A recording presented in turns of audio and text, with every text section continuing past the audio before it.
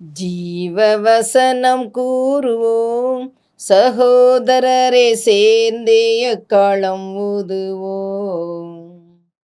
கர்த்தருடைய நாமம் உயர்த்தப்படுவதாக. கிறிஸ்துவுக்குள் அன்பானவர்களே, இந்த நாளிலும் ஜீவ வார்த்தை ஒன்றை நாம் கேட்போம்.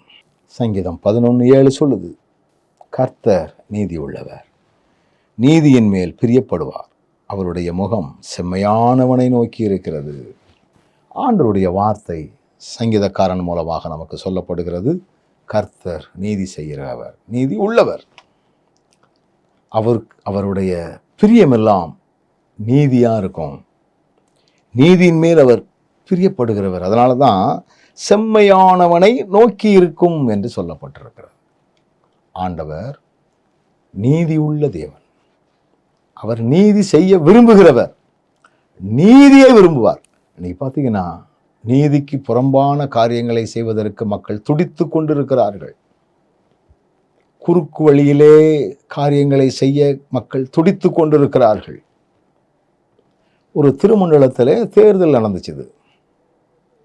வயதானவர்கள் ஓட்டு போட வரும்பொழுது அதை நடத்துகிற போதகர், நானே கொண்டாங்க, யாருக்கு எழுதணும், இவருக்கா கொண்டாங்க, நான் எழுதுறேன் அப்படின்னு சொல்லி வரக்கூடிய மக்களுக்கு ஆதரவாக அவர்கள் சொல்லக்கூடிய பெயருக்கு ஓட்டு போடாம இவராகவே எழுதி போட்ட சம்பவங்களையெல்லாம் நான் கேள்விப்பட்டிருக்கிறேன்.